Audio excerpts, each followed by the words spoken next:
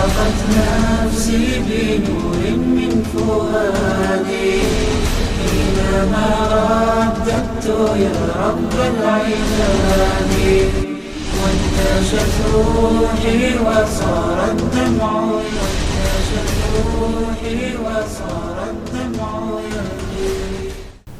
السلام علیکم ورحمۃ اللہ وبرکاتہ نحمده ونصلي على رسوله الكريم اما بعد فاعوذ بالله من الشیطان الرجیم بسم اللہ الرحمن الرحیم ونجیناه ولوطا الى الارض التي باركنا حوله للعالمین صدق اللہ العظیم۔ محترم ناظرین اکرام، سٹی انڈیا ٹی وی کے پروگرام پیغام دین میں آپ سب کا استقبال ہے۔ فلسطین اور بیت المقدس کی تاریخ آپ کے سامنے پے در پے بیان کی جا رہی ہے، جس کا یہ 23واں ایپیسوڈ ہے۔ محترم ناظرین اکرام، پچھلے ایپیسوڈ میں آپ کے سامنے بتایا گیا تھا کہ حضرت عمر فاروق رضی اللہ تعالیٰ عنہ نے کس طریقے سے عہد نامہ لکھوایا، اور پھر اس کے بعد جو دمشق کی لڑائی ہوئی ہے اس میں حضرت عمر فاروق رضی اللہ تعالیٰ عنہ کا کیا رول رہا ہے، اور پھر جس ذمہ داری کو مسلمانوں نے فلسطین اور بیت المقدس میں لی تھی اس کو انہوں نے کیسی ادا کی، کیسی پوری کی، اور امانت داری کا وہ واقعہ کہ اپنے جو بھی انہوں نے ٹیکس وصول کیے تھے سال بھر کے واپس کر دیے ساروں کو، اور ان کی حفاظت کی ذمہ داری ان کے حوالے کرتے ہوئے دمشق کی لڑائی میں تشریف لے گئے۔ یہ سارے واقعات آپ کے سامنے پیش کیے گئے تھے۔ یہاں پر جب دمشق کی لڑائی ختم ہوئی، مکمل ہونے تک یہاں پر حضرت عمر فاروق رضی اللہ تعالیٰ عنہ کے وصال کا وقت آ چکا تھا۔ کچھ اس طریقے سے حالات بنے حضرت عمر فاروق رضی اللہ تعالیٰ عنہ کے ساتھ کہ اب جو موقع چل رہا ہے حضرت عمر فاروق رضی اللہ تعالیٰ عنہ کا، کہ اس میں 22 لاکھ مربع میل زمین پر حکومت قائم ہے مسلمانوں کی، جس میں فلسطین بیت المقدس بھی ہے، جس کی تاریخ آپ کے سامنے بیان کی جا رہی ہے۔ لیکن فلسطین اور بیت المقدس میں خاص طور پر جو چیمی گوئیاں ہوئی ہے، اور پھر اس کے بعد جو عروج تھا مسلمانوں کا وہ زوال میں تبدیل ہوا ہے، وہ یہاں سے تبدیل ہوا۔ اس کی وجہ آپ کے سامنے بیان کرنے چلا ہوں۔ اس کی وجہ یہی تھی یہاں پر کہ حضرت عمر فاروق رضی اللہ تعالیٰ عنہ جب تک اس سرزمین پر تھے اس وقت تک تو سب کچھ برابر چل رہا تھا، اور بڑے آرام کے ساتھ اللہ کی عبادت کرتے ہوئے مسلمان، اور اپنے معبودوں کی عبادت کرتے ہوئے یہود، نصارہ اور مشرکین اور یبوسی اور مجوسی سب کے سب بہت ہی پرسکون حالت میں اور بہت ہی اچھے انداز میں زندگی بسر کر رہے تھے۔ فتنوں کا جو آغاز ہوا ہے وہ حضرت عمر فاروق رضی اللہ تعالیٰ عنہ کے وصال کے بعد۔ تو آپ کے سامنے حضرت عمر فاروق رضی اللہ تعالیٰ عنہ کے وصال کی کچھ بائیوگرافی اور کچھ آپ کے سامنے جھلکیاں پیش کر کے پھر فلسطین کے حالات کس طریقے سے تبدیل ہوئے اس کو بتانے کی کوشش کروں گا۔ حضرت عمر فاروق رضی اللہ تعالیٰ عنہ حج کے لیے تشریف لے گئے تھے۔ ذی الحجہ آپ نے مکمل حج فرمایا، اور حج سے واپس آنے پر چونکہ 2-3 مہینے کا سفر ہوتا تھا، لوگ چلتے تھے۔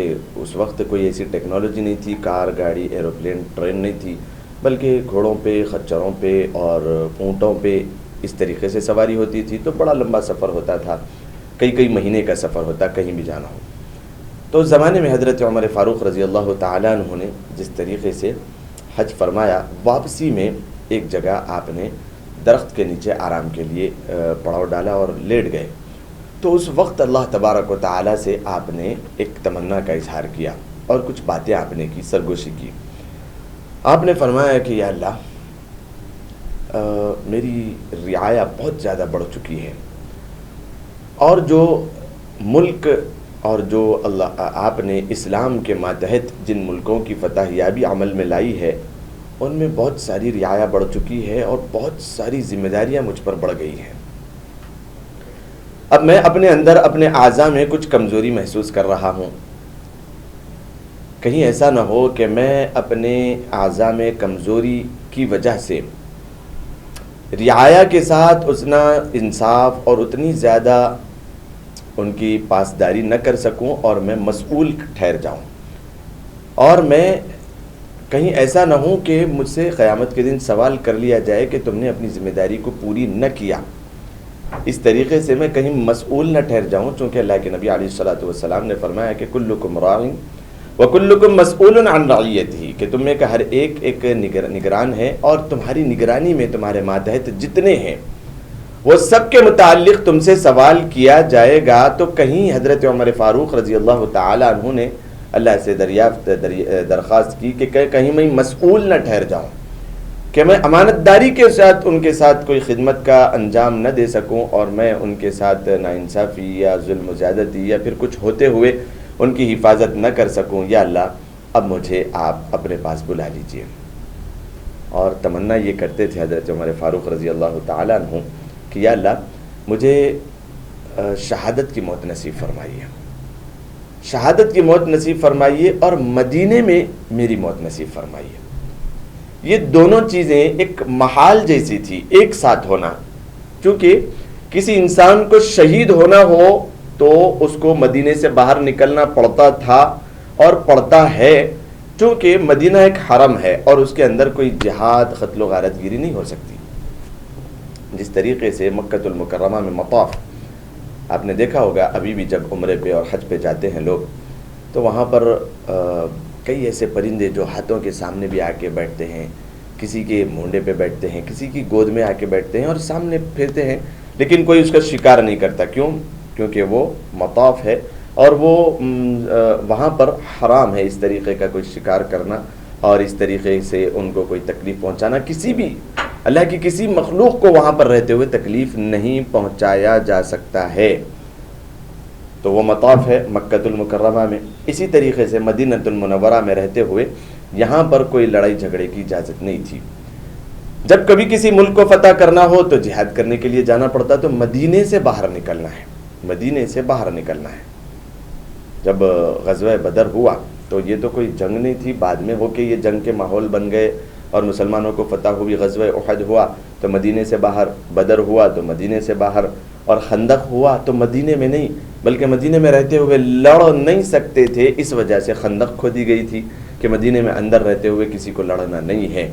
تو یہ وہی ماحول تھا کہ مدینے میں لڑ نہیں سکتے، اور یہاں پر حضرت عمر فاروق رضی اللہ تعالیٰ عنہ کا اللہ سے درخواست ہے کہ یا اللہ مجھے آپ شہادت نصیب فرمائیے، آپ کے راستے کی شہادت مجھے نصیب فرمائیے، اور مجھے مدینہ المنورہ میں موت نصیب فرمائیے۔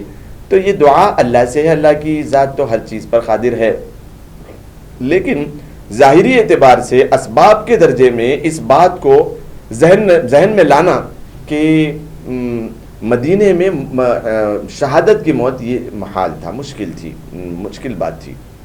اللہ تبارک و تعالی نے اس طریقے سے قبول فرمایا کہ جب آپ نے درخواست کی، اور بار بار آپ درخواست کیا کرتے تھے کہ یا اللہ میری موت مدینے میں نصیب فرمائیے اور آپ کے راستے کی شہادت والی موت نصیب فرمائیے، یہ آپ کی تمنا ہوتی تھی، امیدیں ہوتی تھیں۔ ایک مرتبہ ایسا ہوا کہ آپ مدینہ المنورہ میں آ گئے، اور آنے کے بعد بس ذی الحجہ کی 26-28 تاریخ یوں کہا جاتا ہے، زیادہ نہیں بلکہ ذی الحجہ کی 26-27 تاریخ چل رہی ہے، اس موقع پر آپ پر حملہ ہوا ہے۔ یہ حملہ کرنے والا کون تھا؟ یہ حملہ کرنے والا کون تھا، اور کیا اس کی ہسٹری تھی، کیا اس کا بیک گراؤنڈ تھا، اور کیسے وہ مدینے میں پہنچا تھا؟ اس بات کو بھی بہرحال بڑے غور سے سماعت کرنا ہے اور سمجھنا ہے کہ کیسے آپ کے اوپر وار کیا گیا اور کس طریقے سے آپ کو شہادت کا مقام نصیب ہوا۔ ایک مجوسی تھا جس کا نام تھا ابو لولو فیروز۔ ابو لولو فیروز یہ حضرت مغیرۃ بن شعبہ رضی اللہ تعالیٰ عنہ کا غلام تھا۔ یہ رہا کرتا تھا کہیں یونان وغیرہ میں، لیکن اس کو بہت اچھے فنکاری سے یہ بہت زیادہ معلومات اس کو حاصل تھی۔ بہت بڑا فنکار آدمی تھا اور بہت سارے ہنر اس کو آتے تھے۔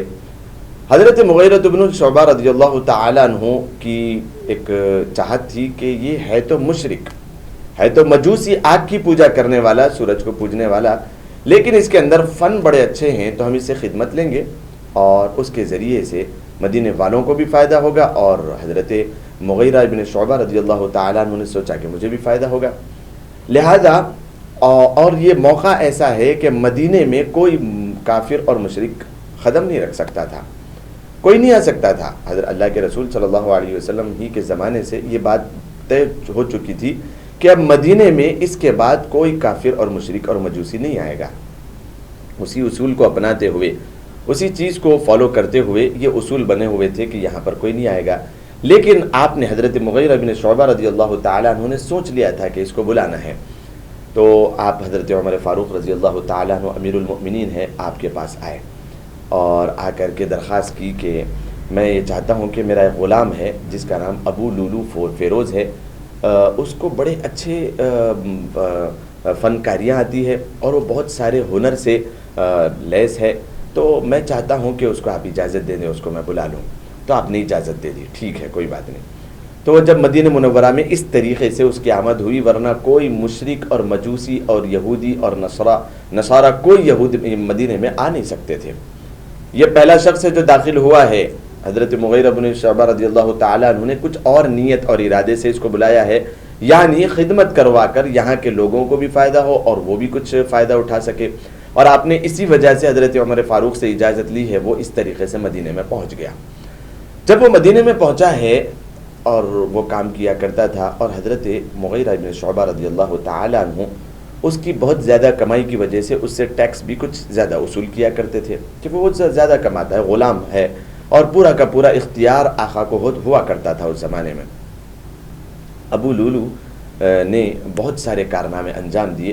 حضرت عمر فاروق رضی اللہ تعالیٰ عنہ کے سامنے اس کی فنکاریوں کا جب علم ہوا، آپ نے اس کو طلب کیا، اور اس سے آپ کی خدمت میں جب وہ پہنچا تو آپ نے اس سے کہا کہ مجھے کچھ ایسی چکی بنا کر کے دو جو ہوا سے چلنے لگے، ہوا سے چلے۔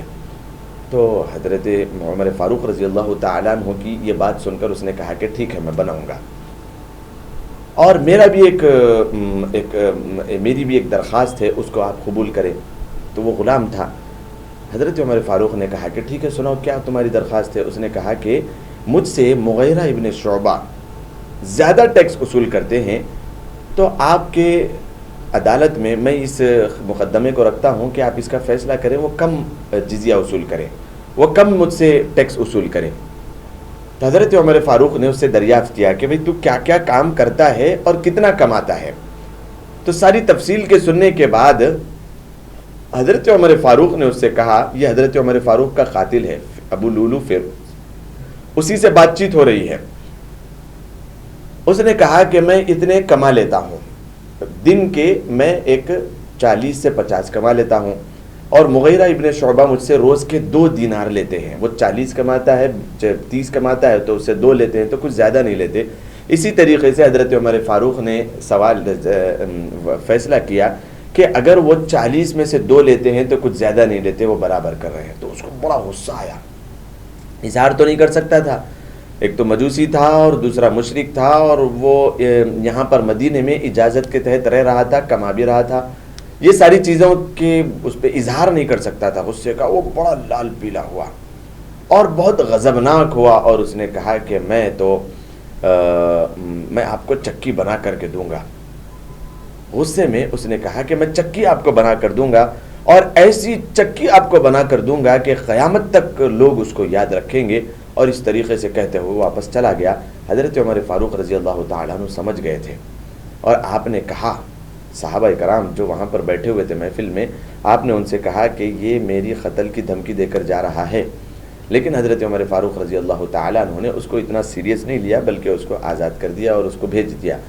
حضرت عمر فاروق رضی اللہ تعالیٰ عنہ غالباً 26 یا 27، بعض حضرات کہتے ہیں 26 ذی الحجہ اور بعض کہتے ہیں 27 ذی الحجہ، اور ابھی کچھ دن پہلے آپ مدینہ مکۃ المکرمہ سے مدینہ منورہ آئے ہوئے تھے، تشریف لائے ہوئے تھے حج کے پورے ایام مکمل کرنے کے بعد، اور آپ نے فجر کی نماز کا ارادہ کیا، آپ فجر کی نماز کے لیے مصلی پہ کھڑے ہوئے۔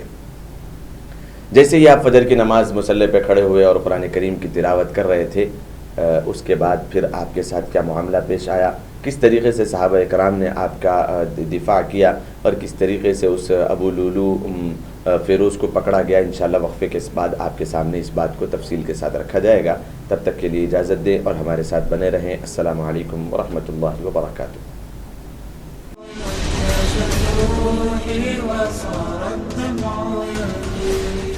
حیدرآباد میں کامیابی کے جھنڈے گاڑنے کے بعد اب آپ کے شہر محبوب نگر میں ایم ایس اکیڈمی پیش کرتے ہیں. M S girls junior college. M S girls junior college انتہائی رعایتی فیس پر کارپوریٹ درجے کی تعلیم. M S girls junior college. M S college کے طلباء نے قائم کی اب تک کئی record. Medicine I I T کے سرکاری اداروں میں سینکڑوں طلباء نے حاصل کی مفت نشستیں. سال گزشتہ میڈیسن کی 1/3 نشستوں پر ایم ایس کالج کے طلباء کا ہوا قبضہ. ایم ایس کالج کی پرشکوہ عمارت میں پورے تعلیمی ماحول میں طالبات کو معیاری تعلیم فراہم کی جاتی ہے. اپنے بچوں کے تابناک مستقبل کی مضبوط بنیاد کے لیے آج ہی داخلہ کروائیں. M S girls junior college انتہائی رعایتی فیس پر کارپوریٹ طرز تعلیم. M S girls junior college. Cosmic Break Zone CBZ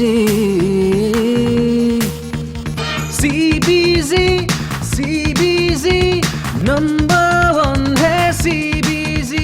cosmic back zone جو شہر محبوب نگر کی مشہور و معروف بیکری ہے، جو ذائقے کے لیے ہی نہیں بلکہ بچوں کو سرور پہنچانے والے ماحول کے ساتھ بڑوں کے ذائقے کا بھی خاص خیال رکھتی ہے. ہماری خصوصیت یہ ہے کہ زبان پر رکھتے ہی گھل جانے والے کیک، کارٹون نما کیک، اسپیشل کیک، ایگ لیس کیک یہاں پر دستیاب ہیں. اتنا ہی نہیں بلکہ ذائقہ سے بھرپور پیزا، برگر اور کئی اقسام کے آئس کریم اور خاص بسکٹ اور کئی ہمہ اقسام کی بیکری آئٹم اور شیر مال میٹھے کی روٹی، اصلی گھی اور میوہ جات سے بھرپور ڈرائی فروٹ کے روٹ واجبی دام پر یہاں دستیاب ہے. آپ اپنے گھروں کی شادیوں اور دیگر تقریبات کے لیے بھی سویگی کے ذریعے اپنا آرڈر بک کروا سکتے ہیں. پھر دیر کیوں، تشریف لائیے.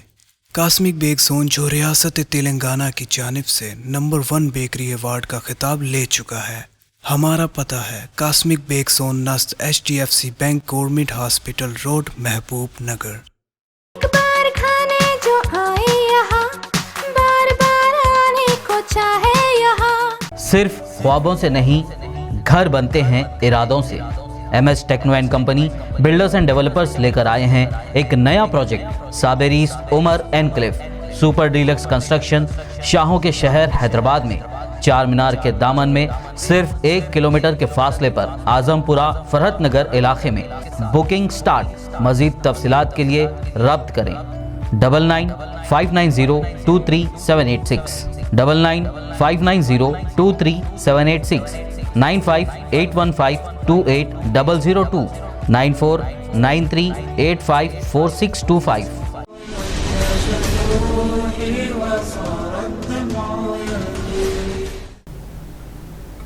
محترم ناظرین کرام، وقفے کے بعد آپ سب کا استقبال ہے. وقفے سے قبل آپ کے سامنے حضرت عمر فاروق رضی اللہ تعالیٰ عنہ کا واقعات سنایا جا رہا تھا کہ کیسے آپ شہید ہوئے اور پھر آپ کی شہادت کے بعد جو ماحول بنا ہے جس کا بہت برا اثر امت مسلمہ پر بھی پڑا ہے اور بڑا خلا ہوا ہے اور فلسطین پر بھی پڑا ہے، مسجد اقصی پر بھی. دیکھیں یہاں پر رہتے ہوئے ابو لولو اس نے موقع پایا اور اس نے کم از کم 1 مہینے کا وقفہ گزرا تھا کہ اس نے ایک جمبیہ جس کو کہا جاتا ہے ایک چھوٹا سا ایک چاقو کا ایک ٹکڑا جس کو اس نے کئی مہینوں سے زہر میں لڑا کر کے رکھا تھا اور وہ بڑا زبردست بڑا خطرناک زہر تھا جس میں اس نے اس کو ڈبو کر کے رکھا تھا کہ جس کا بھی اسے قتل کیا جائے گا وہ بالکل بچنے کی کوئی امید نہ ہو اس کی. اس طریقے سے اس نے اس کو زہر میں رکھا ہوا تھا. ایک فجر اس نے اس بات کو بھانپا کہ عمر فاروق رضی اللہ تعالیٰ عنہ ماحول کے مطابق اور اطمینان کے ساتھ اس طریقے سے نمازیں ہوا کرتی تھی. تو نماز فجر کی ہو رہی ہے، سب سناٹا چھایا ہوا آرام سے. وہ ابو لولو نے اس تلوار کو لیا اور اس جمبیے کو اور اس کو لے کر کے ایک جگہ چھپ گیا. وہ چھپ کے جیسے ہی حضرت عمر فاروق رضی اللہ تعالیٰ عنہ نماز پڑھانے کے لیے مصلی پر تشریف لائے اور آپ نے رکعت بانی اور آپ نے نماز شروع کی. اس نے موقع پا کر، چونکہ پہلی صف میں جو صحابہ کرام کھڑے ہوئے تھے وہ سب کے سب رکعت باندھ چکے تھے، اور پیچھے جو آ رہے تھے کچھ دیر سویر وہ سارے کے سارے نماز میں شریک ہو رہے تھے. اور وہ زمانہ اور وہ دور ایسا نہیں تھا کہ کچھ روشن ہو اور باہر بھی کچھ ایسی روشنی ہو، بلکہ بس چاند کی کچھ روشنی ہوا کرتی تھی اور بالکل اندھیرا چھایا ہوا تھا. اور وہ 27 اور 26ویں رات، یعنی 14ویں چاند تو کب کا ختم ہو گیا اور بالکل یہ اندھیری والے دن ہیں. پھر پہلی سے چاند شروع ہوتا ہے، پھر 14 پہ جا کے مکمل ہوتا ہے، وہ روشن راتیں ہوتی ہے. یہ تو بالکل اندھیری رات تھی. اندھیری رات میں فجر کا وقت ہے، اس نے موقع پا کر اندھیرے میں اس نے وار کیا، اور ایک نہیں بلکہ وہ عمر فاروق رضی اللہ تعالیٰ عنہ تھے، 7 وار اس نے لگاتار کیے بڑی تیزی سے. حضرت عمر فاروق رضی اللہ تعالیٰ عنہ کا بھی وہ شوق نماز میں دیکھیے کہ آپ قرات جاری رکھیں. 7 وار کے بعد جب خود کچھ زیادہ بہہ چکا تو آپ گر پڑے. تو پہلی صف میں جتنے تھے ان لوگوں نے تو کچھ محسوس ہی ہوا، ان لوگوں کو کچھ محسوس ہوا کہ کوئی کسی کے ساتھ کچھ غلط ہوا ہے اور گرے ہیں، لیکن اندازہ نہیں تھا. لیکن حضرت عمر فاروق رضی اللہ تعالیٰ عنہ کے پیچھے جو تھے وہ حضرت ابو ذر غفاری رضی اللہ تعالیٰ عنہ، آپ نے ہی جیسے محسوس کیا کہ حضرت عمر فاروق کے ساتھ کچھ ہوا ہے، قرات بند ہو چکی ہے، آپ لپک کر کے حضرت عمر فاروق کو سہارا دیتے ہوئے نماز میں آگے کھڑے ہو گئے آ کے، اور آپ نے نماز کی اس طریقے سے تکمیل کی اور بہت سارا خون آپ کی انتڑیوں سے بہہ گیا. پھر آپ کو اٹھایا گیا، بٹھایا گیا اور آپ کو تیزی کے ساتھ گھر کی طرف لایا گیا. اس دوران جو ابو لولو نے آپ کے اوپر حملہ کیا تھا وہ تیزی سے صفوں کو چیرتا ہوا بھاگنے لگا. جیسے ہی وہ بھاگ رہا تھا صحابہ کرام رضوان اللہ تعالیٰ علیہ اس کے پیچھے بھاگے، اور اس نے سمجھ لیا کہ صحابہ کو پتہ چل گیا ہے اس نے قتل کیا ہے اور یہ بھاگ رہا ہے، تو اس نے اپنے اوپر حملہ کیا. وہ نہیں چاہتا تھا کہ میں صحابہ کے ہاتھ میں پکڑا جاؤں اور میں مارا جاؤں. بھاگ گیا تو ٹھیک، اور اگر نہ بھاگا اور اگر پکڑا گیا تو اس کے ساتھ کیا سلوک ہوگا اس کو اندازہ تھا. اس نے اپنے آپ کے اوپر حملہ کیا اور خودکشی کر لی. وہ اس طریقے سے مر گیا. اب جب مر گیا اس نے اپنے آپ پر حملہ کر لیا تو صحابہ نے اس کو چھوڑ دیا. پھر حضرت عمر فاروق رضی اللہ تعالیٰ عنہ کو جلدی سے اٹھا کر نماز کی تکمیل کے بعد گھر لایا گیا. سب سے پہلے آپ کو دودھ پلایا گیا. دودھ جیسے ہی پلایا دیکھا گیا کہ انتڑیوں سے وہ باہر نکل گیا. دودھ جیسے اندر گیا اور وہ انتڑیوں سے رشتہ ہوا باہر نکل گیا. حضرت عمر فاروق رضی اللہ تعالیٰ عنہ نے اس موقع کو دیکھ کر اور اس کیفیت کو دیکھ کر آپ نے کہا کہ اب امیر المؤمنین عمر فاروق کی موت کا وقت آ گیا ہے. فرشتے حاضر ہو گئے ہیں کہ اس کو اللہ کے پاس لے کر چلے جائیں. اور آپ نے جو باتیں تھیں صحابہ کرام سے بتانے کی، اس ساری باتوں کو آپ نے کہہ دیا. اور پھر آپ نے ایک اعلان کیا، اپنے بیٹے کو بلایا خاموشی سے، عبداللہ ادھر آؤ، اور جانا امی جان حضرت عائشہ صدیقہ رضی اللہ تعالیٰ عنہ کے پاس. جا کر کے کہنا کہ عمر فاروق اجازت چاہتا ہے اس بات کی کہ وہ اپنے دونوں ساتھیوں کے ساتھ مل کر یہیں پر آرام کر لے. حضرت محمد مصطفیٰ صلی اللہ علیہ وسلم، وہ حجرہ تھا امی جان حضرت عائشہ صدیقہ رضی اللہ تعالیٰ عنہ کا، جو آج بھی موجود ہے. وہ جو کمرہ ہے وہ حضرت عائشہ صدیقہ اور اللہ کے رسول صلی اللہ علیہ وسلم کا تھا. وہیں پر وہ زندگی بسر کرتے، وہیں پر وہ رہا کرتے تھے. حضرت عمر جیسے ہی آپ علیہ الصلوۃ والسلام کی وفات ہوئی اور اس دنیا سے وصال ہوا، آپ اللہ کی رحمت میں پہنچے، تو آپ کی تدفین وہیں پر عمل میں آئی، جو کہ آپ حضرت عائشہ صدیقہ رضی اللہ تعالیٰ عنہ کے شوہر بھی تھے. اور پھر آپ کے بعد حضرت ابوبکر صدیق رضی اللہ تعالیٰ عنہ کا انتقال ہوا، وفات ہوئی، شہادت ہوئی. تو وہ ابا جان تھے حضرت عائشہ صدیقہ رضی اللہ تعالیٰ عنہ کے، وہاں پر آپ کی تدفین ہوئی. چونکہ آپ وہاں پر رہتی تھی، 2 مواضع شریف وہاں پر موجود تھے، اور یہ 2 کے 2 محرم تھے، ایک تو باپ تھے اور ایک شوہر تھے. آپ وہیں پر رہا کرتی تھی. حضرت عبداللہ یہاں پر پہنچے ہیں، حضرت عمر فاروق کے فرزند بیٹے، وہاں پر پہنچ کر اجازت مانگی. اور حضرت عمر فاروق رضی اللہ تعالیٰ عنہ نے اس بات کی بھی تاکید کی کہ اب جا کر حضرت عائشہ کے پاس یہ نہ کہنا کہ امیر المؤمنین اس طریقے سے کہتے ہیں، کہ کہیں ایسا نہ ہو کہ میرے بے رعب اور دبدبے میں اور میری امارت میں رہتے ہوئے وہ اجازت دے دیں. ایسا نہیں کہنا، بلکہ عمر فاروق کہتا ہے کہ وہ اپنے دوستوں کے ساتھ آرام کی اجازت چاہتا ہے. اجازت دے دے ٹھیک ہے تو وہاں پر تدفین کرنا، اور اگر اجازت نہ دے تو عام قبرستان یعنی جنت البقیع میں مجھے تدفین کر دینا. تو اس طریقے سے جیسے ہی حضرت عبداللہ وہاں پر پہنچے ہیں، حضرت عائشہ صدیقہ رضی اللہ تعالیٰ عنہ رو رہی تھی. تو جیسے ہی آپ نے سوال کیا کہ ابا جان آپ سے اس بات کی تمنا کا اظہار کر رہے ہیں کہ وہ اپنے بھائی اپنے دوست اپنے دونوں دوستوں کے ساتھ یہاں پر آرام کر لیں۔ تو حضرت عائشہ صدیقہ رضی اللہ تعالیٰ عنہ اور رونے لگی اور کہنے لگی کہ میں یہ چاہتی تھی، میری یہ تمنا اور چاہت تھی کہ میں اپنے باپ اور اپنے بھائی کے ساتھ اپنے باپ اور اپنے شوہر کے ساتھ یہیں پر آرام کروں، اور میں نے اپنے لیے یہ جگہ رکھی تھی۔ لیکن جب عمر فاروق اس بات کی تمنا کرتے ہیں تو حضرت عائشہ صدیقہ رضی اللہ تعالیٰ عنہ کی وسعت ظرفی بھی دیکھیں۔ آپ فرماتی ہیں کہ جب وہ مجھ سے تمنا کا اظہار کر رہے ہیں تو وہ مجھ سے زیادہ حقدار ہے کہ وہ یہاں پر تدفین ہو، وہ ان کی یہاں پر تدفین عمل میں آئے، وہ مجھ سے زیادہ اس بات کے حقدار ہے، میں یہاں سے چلتی ہوں۔